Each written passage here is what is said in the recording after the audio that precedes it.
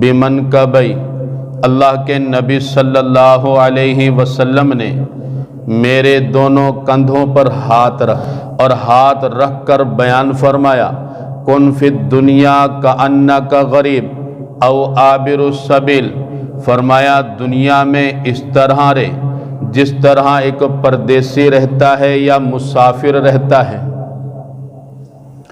دنیا میں اس طرح زندگی بسر کرو جس طرح پردیسی اور مسافر بسر کرتا ہے۔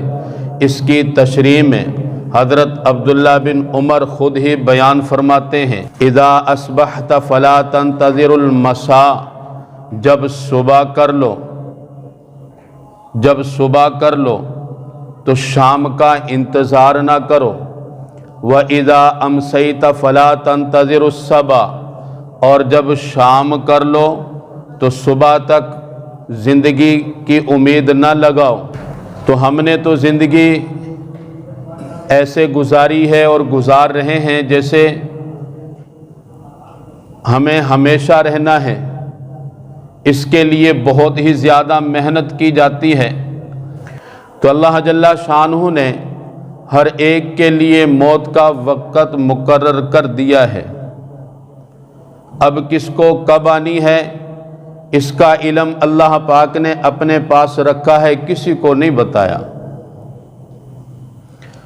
تو جب کسی کو موت آ جائے، موت تو آنی ہے، تو جب موت آ جائے اس وقت کے کیا احکام ہیں، کیا کرنا چاہیے؟ حضرت ام سلمہ رضی اللہ تعالی عنہ اس حدیث کی راویہ ہیں، فرماتی ہیں اللہ کے نبی صلی اللہ علیہ وسلم دخل رسول اللہ صلی اللہ علیہ وسلم علی ابی سلمہ، اللہ کے نبی صلی اللہ علیہ وسلم ابو سلمہ کے گھر تشریف لائے، ان کے والد انتقال کر گئے۔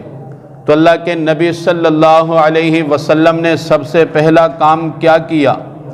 وَقَدْ شَقَّ بَصَرُهُ فَأَغْمَضَهُ، وہ بندہ جب فوت ہو گیا تو اس کی آنکھیں کھلی ہوئی تھی، اللہ کے نبی صلی اللہ علیہ وسلم نے ان کی آنکھوں کو بند کیا۔ پھر اللہ کے نبی صلی اللہ علیہ وسلم نے ارشاد فرمایا، ان الروح اذا قبض تبعہ البصر، جب آدمی کی روح قبض کی جاتی ہے تو نگاہ اس کا پیچھا کرتی ہے، نظر اس کے پیچھے جاتی ہے، جس کی وجہ سے اس کی آنکھیں کھلی رہ جاتی ہیں۔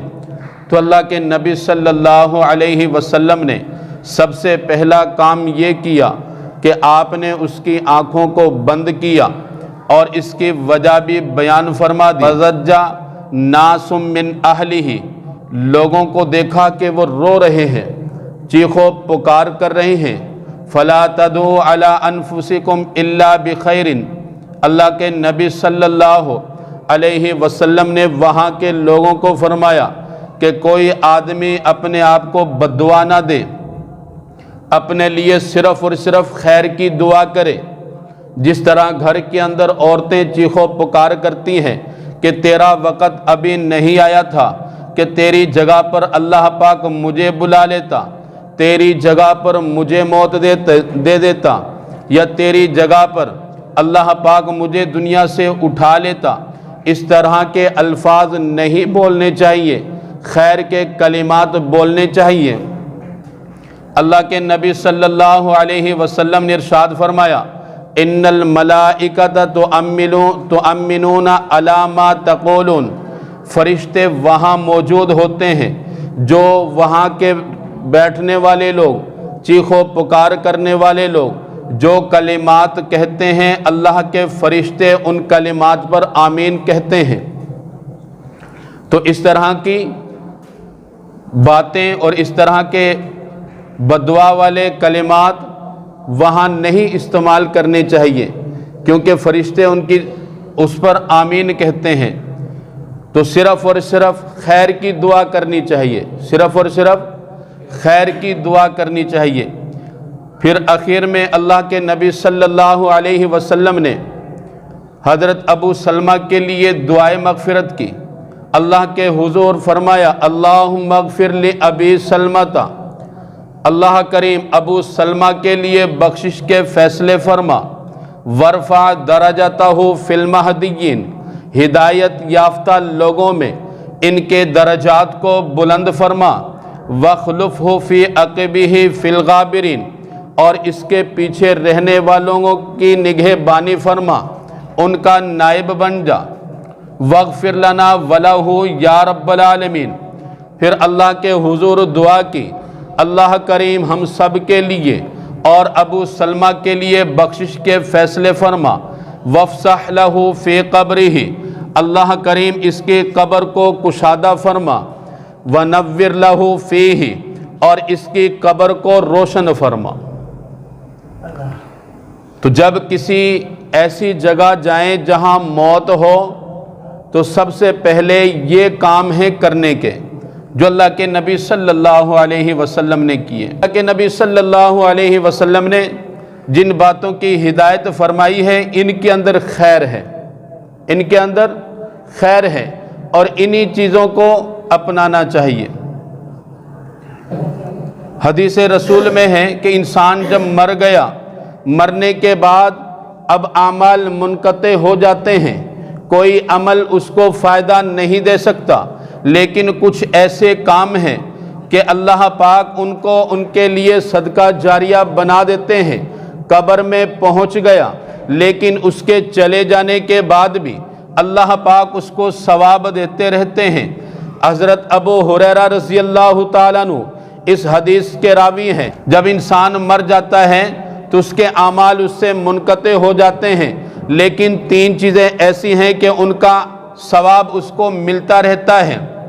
صدقۃ جاریہ، صدقہ جاریہ، یعنی جس کا ثواب تا دیر ہو، مسجد میں پیسہ خرچ کر دیا، یا مسجد میں کوئی صف لا کر دے دی، یا مسجد میں کوئی پنکھا لگوا دیا، یا مسجد میں کوئی ٹیوب لائٹ لگوا دی، تو جس کا ثواب تا دیر ہے، فرمایا اللہ پاک اس کو میت کے لیے، مرحوم مرحومہ کے لیے اس کو صدقہ جاریہ بنا دیتے ہیں۔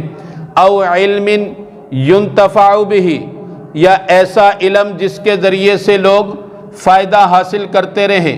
کوئی کتاب لکھ دی، دینی کتاب لکھ دی، اب لوگ جب تک اس کو پڑھتے رہیں گے اس وقت تک اس کو ثواب ملتا رہے گا۔ یا کسی کو علم سکھا دیا، اب وہ اس علم پر جب تک عمل کرے گا اللہ پاک اس کا ثواب اس کو قبر کے اندر پہنچاتے رہیں گے۔ تیسرے نمبر پر ارشاد فرمایا، او ولد صالح یدعو لہ، نیک اولاد چھوڑ کر چلا گیا، نیک اولاد جب بھی والدین کے لیے جب بھی دعا کریں گے اللہ پاک اس دعا کو قبول فرمائیں گے۔ تو یہ تین اعمال بہت قیمتی ہیں۔ اللہ کے نبی صلی اللہ علیہ وسلم کی صحیح حدیث ہے، یتبع الرجل یوم القیامت من الحسنات امثال الجبال، ایک آدمی کو قیامت کے دن پہاڑوں کے برابر ثواب دیا جائے گا۔ فیقول انا ھذا، اب وہ اس ثواب کو دیکھ کر کہے گا کہ یہ ثواب مولا کہاں سے آیا، یہ ثواب مجھے کیسے مل رہا ہے۔ فیقال، اب اس بندے کو کہا جائے گا، باستغفار ولدک لک، تیرے بچے نے تیرے لیے مغفرت کی دعا کی ہے، اس کا یہ صلہ ہے کہ اللہ پاک نے پہاڑوں جتنا اس کو ثواب عطا فرما دیا۔ تو انسان چلا جائے تو کچھ ایسے اعمال ہیں جن کا ثواب اللہ پاک نے اس کے مرنے کے بعد بھی اس کو عطا فرماتے ہیں۔ ابھی بھی بخشش کے دروازے کھولے ہوئے ہیں۔ صحیح مسلم شریف کی روایت ہے، حضرت عبداللہ بن عباس اس حدیث کے راوی ہیں، فرمایا جس بندے یا بندی کی نماز جنازہ پڑھی جائے، حضرت عبداللہ بن عباس نے خود نبی اکرم صلی اللہ علیہ وسلم سے آپ کا یہ ارشاد سنا ہے، ما من رجل مسلم یموت فیقوم علی جنازتہ 40 رجلا لا یشرکون باللہ شیئا الا شفعہم اللہ فیہ۔ فرمایا اللہ کے نبی صلی اللہ علیہ وسلم نے کسی کی نماز جنازہ میں 40 ایسے افراد شامل ہو جائیں، 40 ایسے بندے نماز جنازہ پڑھیں جن میں سے کوئی بندہ بھی مشرک نہ ہو، اللہ کی ذات کے ساتھ شرک نہ کرتا ہو۔ اب وہ 40 بندے جب اس کے حق میں دعائے مغفرت کرتے ہیں تو اللہ پاک ان 40 بندوں کی دعا کو اس میت کے حق میں قبول فرما لیتے ہیں۔ لیکن ہوں 40 ایسے جو موحد ہوں تو اللہ پاک نے ابھی بھی اس کے لیے بخشش کے دروازے کھولے ہوئے ہیں، بخشش کے بہانے بنائے ہوئے ہیں۔ تو نماز جنازہ بھی سیکھنی چاہیے، یہ بھی سب کو آنی چاہیے۔ آج اگر ہم کسی کو دھوکہ دیں گے تو کل پھر ہمیں بھی دھوکہ ملے گا۔ کتنے ایسے لوگ ہیں بس صم بکم عمی فہم لا یرجعون، گونگے بہرے بن کر کھڑے ہوئے ہوتے ہیں، پتہ ہی نہیں کیا پڑھنا ہے کیا نہیں پڑھنا۔ تو یہ سب سیکھنے کی چیزیں ہیں۔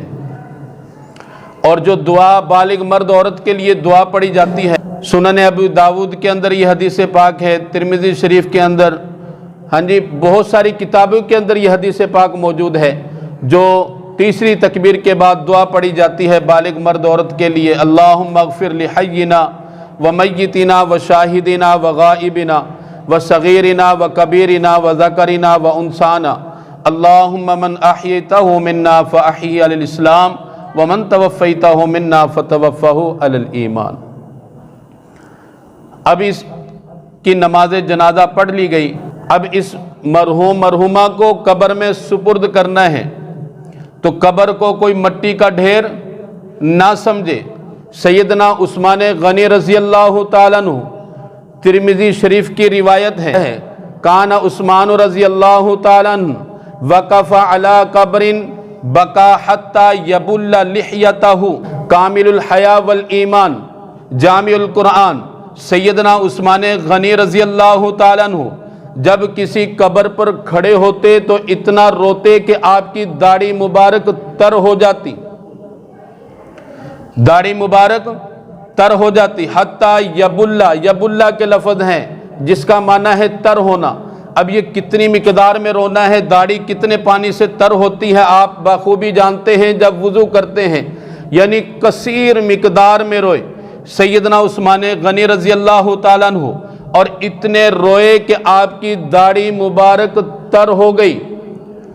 فقیل لہ کامل الحیا والایمان، جامع القرآن، سیدنا عثمان غنی رضی اللہ تعالیٰ عنہ سے کہا گیا، تذکر الجنت والنار لا تبکی تبکی من ھذا، آپ کے سامنے جنت کا ذکر کیا جاتا ہے، جہنم کا ذکر کیا جاتا ہے، لیکن اس وقت آپ کو رونا نہیں آتا۔ آج آپ اس قبر کے پر کھڑے ہو کر اتنا کیوں رو رہے ہیں؟ تو فرمایا اللہ کے نبی صلی اللہ علیہ وسلم کا مبارک ارشاد مجھے یاد ہے، ان القبر اول منزل من منازل الآخرہ، فرمایا قبر آخرت کی منزلوں میں سے سب سے پہلی منزل ہے۔ فمن نجا فما بعدہ، فمن نجا فما بعدہ ایسر منہ، جو بندہ اس قبر سے نجات پا گیا بعد کے جتنے بھی سفر ہیں اس بندے پر آسان ہو جاتے ہیں۔ فَإِن لَّمْ يَنْجُ فَمَا بَعْدَهُ أَشَدُّ مِنْهُ، جو بندہ قبر کی منزل کو پار نہ کر سکا، قبر میں اس کی گرفت ہو گئی، باقی جتنی بھی منزلیں ہیں وہ ساری کی ساری اس کے لیے مشکل ہو جائیں گی۔ جس طرح ہمارے بھی ہاں ایسے ہی ہے نا، کسی کو کوئی ایڈریس بتائیں تو بھئی بس صرف وہاں چلے جائیں، اس سے آگے آپ کے لیے آسان ہے۔ تو سیدنا عثمان غنی رضی اللہ تعالیٰ عنہ فرماتے ہیں، اللہ کے نبی صلی اللہ علیہ وسلم نے ارشاد فرمایا، یہ قبر سب سے مشکل منزل ہے، جب یہاں سے آپ کامیاب ہو گئے تو باقی جتنی بھی منزل ہیں وہ ساری کی ساری آسان ہو گئے۔ ابن ماجہ میں روایت موجود ہے، حضرت برہ رضی اللہ تعالیٰ عنہ اس حدیث کے راوی ہیں، فرماتے ہیں اللہ کے نبی کننا مع النبی صلی اللہ علیہ وسلم فی جنازۃ، ہم اللہ کے نبی صلی اللہ علیہ وسلم کے ساتھ ایک جنازہ میں تھے، فجلس علی شفیر القبر، اللہ کے نبی صلی اللہ علیہ وسلم قبر کے کنارے بیٹھ کر اتنا روئے، حتی بل الثری، یہاں تک کہ مٹی تر ہو گئی، وہاں جو مٹی پڑی ہوئی تھی وہ مٹی گیلی ہو گئی. روئے ہیں کتنے مقدار میں مٹی تر ہوتی ہے, کتنے پانی سے مٹی تر ہوتی ہے. یعنی اس سے پتہ چلا اللہ کے نبی صلی اللہ علیہ وسلم بہت ہی زیادہ روئے ہیں. پھر اللہ کے نبی صلی اللہ علیہ وسلم نے اپنے صحابہ کرام کو مخاطب کر کر فرمایا, یا اخوانی لمثل ھذا فاعدوا, اے میرے بھائیوں اس جیسی جگہ کے لیے تیاری کرو. سب کو مخاطب کر کر فرمایا, اے میرے بھائیوں اس جیسی جگہ کے لیے تیاری کرو. تو قبر کی تیاری کرنی چاہیے, ایسے اعمال کرنے چاہیے جو انسان کو قبر میں فائدہ دیں, کہ بندے کے لیے وہ قبر جنت بن جائے. ایسے اعمال کرنے چاہیے. لیکن بہت سارے لوگوں کے خیالات میں تو یہی ہے, قبر میں بس مٹی بن گئی, جسم بن گیا, ہاں جی مٹی کھا گئی جسم, ہڈیاں بوسیدہ ہو گئی, اب اس کے بعد سارا نظام ختم. بہت سارے لوگ کہتے ہیں جی میں نے قبر کھودی, دیکھا تو وہاں ہڈیاں تھی, اس کے سوا کچھ بھی نہیں. تو اس طرح کی باتوں سے لوگوں کے جو ذہن خراب ہوتے ہیں. شاید کہ بس یہی زندگی ہے, اس سے آگے کچھ نہیں ہے. لیکن اللہ رب العزت کی ذات نے اپنی روشن کتاب میں بیان فرمایا, ثم اذا شاء انشرا, جب اللہ پاک چاہیں گے اس بندے کو کھڑا کر دیں گے, دوبارہ اس بندے کو پیدا فرما دیں گے. پہلے بنانا مشکل ہے, دوبارہ اس کا کھڑا کرنا آسان ہے. میں جمعۃ المبارک کی یہ ویڈیو بناتا ہوں. ایک دفعہ ایسا ہوا کہ میری یہ ویڈیو میری غلطی سے گیلری سے ڈیلیٹ ہو گئی, ویڈیو ڈیلیٹ ہو گئی.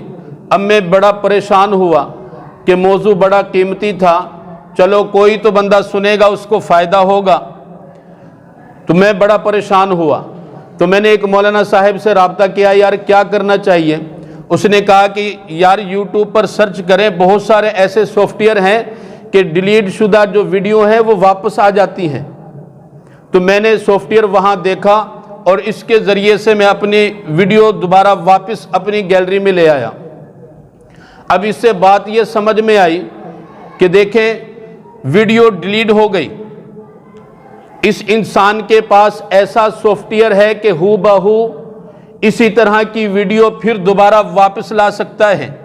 تو جب انسان دنیا سے ڈیلیٹ ہو جائے, جب انسان دنیا سے چلا جائے اور یہ مٹی بن جائے, تو اللہ پاک کے پاس اس کے سافٹ ویئر موجود ہیں اس کو دوبارہ کھڑا کرنے کے, اس کو دوبارہ اسی طرح لوٹانے میں. اللہ پاک اس بات پر قادر ہیں. تو یہ بات سمجھنی چاہیے کہ اللہ پاک نے جب یہ زندگی دے دی تو اس کے بعد جو زندگی ہے وہ ہمیشہ ہمیشہ کے لیے زندگی ہے, اور اعمال پر فیصلے ہوں گے. حضرت ابو ہریرہ رضی اللہ تعالیٰ عنہ بیان فرماتے ہیں, اللہ کے نبی صلی اللہ علیہ وسلم نے ارشاد فرمایا, اذا قبر المیت او احدکم, جب تم میں سے کوئی مر جائے اس کو قبر میں دفن کر دیا جائے, اتاہم ملکانی, دو فرشتے آتے ہیں, اسودانی ادرکانی, کالے ہوتے ہیں, اس کی آنکھیں نیلی ہوتی ہیں, فیقولان ما کنت تقول فی ھذا الرجل, دو فرشتے وہ اس بندے سے کہتے ہیں, اللہ کے نبی صلی اللہ علیہ وسلم کے بارے میں اس سے پوچھتے ہیں تیرا اس بندے کے بارے میں کیا خیال ہے. فیقول ما کان یقول, اب وہ وہی کہے گا جو دنیا کے اندر کہتا تھا, عبد اللہ ورسولہ, یہ اللہ کے بندے اور اس کے رسول ہیں. اللہ کے نبی صلی اللہ علیہ وسلم کے بارے میں وہ گواہی دے گا, پھر کہے گا اشہد ان لا الہ الا اللہ وان محمدًا عبدہ ورسولہ, میں گواہی دیتا ہوں اللہ کی ذات کے سوا کوئی عبادت کے لائق نہیں, اور محمد صلی اللہ علیہ وسلم اللہ کے بندے اور اس کے رسول ہیں. فیقولان قد کنا نعلم انک تقول ھذا, اب وہ فرشتے کہیں گے کہ ہم جانتے ہیں کہ دنیا کے اندر تم ایسا ہی کہا کرتے تھے ثم یفسح لہ فی قبرہ 70 ذراعا فی 70، اب اس کی قبر ہر طرف سے 70 گز کھلی ہو جائے گی، 70 گز اس کی قبر ہر طرف سے کشادہ ہو جائے گی، ثم ینور لہ فی قبرہ، پھر اللہ پاک اس کی قبر کو روشن فرما دیں گے، پھر اللہ پاک اپنے فرشتوں کو حکم دیں گے ففرشوہ من الجنہ، جنتی بستر اس کے لیے بچھا دو، والبسوہ من الجنہ، جنت کا لباس اس کو پہنا دو، وفتحوا لہ بابا من الجنہ، جنت کا دروازہ اس کے لیے کھول دو۔ جب یہ سارے کام ہو جائیں گے ثم یقال، فرشتے اس سے کہیں گے نم، اب سو جا، فیقول، وہ نیک بندہ کہے گا ارجو الی اہلی فاخبرہم، کہ مجھے اجازت دے دو کہ میں اپنی کامیابی کا اعلان اپنے گھر والوں میں کر دوں، اپنے گھر والوں کو بتا دوں کہ میں کامیاب ہو چکا ہوں۔ فیقولان، پہلے ایک فرشتے نے کہا کہ سو جا، اب دونوں فرشتے کہیں گے کہ سو جاؤ، نم کا نومت العروسی، سو جا دلہن کی طرح سونا، الذی لا یوقظہ الا احب اہلہ الی، اب اس کو وہی بیدار کرتا ہے، جو آدمی اتنی پیاری نیند سے سوتا ہے اس کو وہی بیدار کرے گا جو اس سے محبت کرتا ہے۔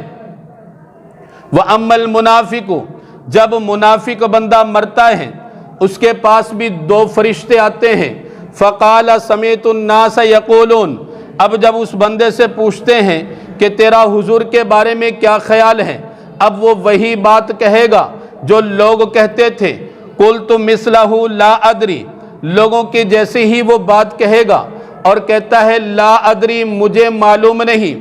اللہ کے نبی صلی اللہ علیہ وسلم کے بارے میں پوچھا جائے گا کہ یہ کون ہے، منافق کہے گا مجھے پتہ نہیں یہ کون ہے۔ فَيَقُولَانَ قَدْ كُنَّا نَعْلَمُ تَقُولُ هَذَا، اب وہ فرشتے کہیں گے کہ ہم جانتے ہیں کہ دنیا میں تو ایسا ہی کہتا تھا کہ ہم نہیں جانتے، ہمیں نہیں پتہ، ہم کس کی اتباع کریں۔ پھر اللہ کے فرشتوں کو حکم دیا جائے گا اور زمین کو کہا جائے گا فَيُقَالُ لِلْأَرْضِ الْتَئِمِي، زمین کو کہا جائے گا اس پر مل جا، فَالْتَئِمُ عَلَيْهِ، وہ زمین اس پر مل جائے گی، فَتَخْتَلِفُ عَلَيْهَا أَضْلَاعُهُ، اب اس کی پسلیاں ایک دوسرے میں گھس جائیں گی، فَلَا يَزَالُ فِيهَا مُعَذَّبٌ، یعنی ہمیشہ اس بندے کو اسی طرح عذاب ملتا رہے گا، حَتَّى يَبْعَثَ اللَّهُ مِن مَسْجِدِهِ ذَلِكَ، یہاں تک کہ اسی حالت میں اللہ پاک اس بندے کو اٹھائیں گے۔ تو نیک بندہ جب قبر میں ہوگا اللہ کے نبی کی شناخت بھی کرے گا، پھر اس کے لیے قبر کو کھول بھی دیا جائے گا، پھر اس قبر کو اس کے لیے روشن بھی کر دیا جائے گا، پھر اس قبر میں جنتی بستر لگا دیا جائے گا، پھر اسی قبر میں جنتی لباس اس کو پہنا دیا جائے گا، پھر اسی قبر میں جنت کا دروازہ اس کے لیے کھول دیا جائے گا جس سے ٹھنڈی ہوائیں، خوشبودار ہوائیں اس کو آتی رہیں گی۔ پھر اللہ کے یہ فرشتے کہیں گے اب سو جا، اور سونا بھی کس طرح ہے، دلہن کی طرح سونا، اور دلہن کو وہی بیدار کرتا ہے جو جس کو اس کی چاہت ہوتی ہے، جس کی وہ دلہن ہوتی ہے۔ پھر اللہ کے نبی صلی اللہ علیہ وسلم کے بارے میں جب وہ پوچھا جاتا ہے تو یہ سارے انعامات اس کو دے دیے جاتے ہیں، اور جب منافق ہوتا ہے وہ پھنس جاتا ہے۔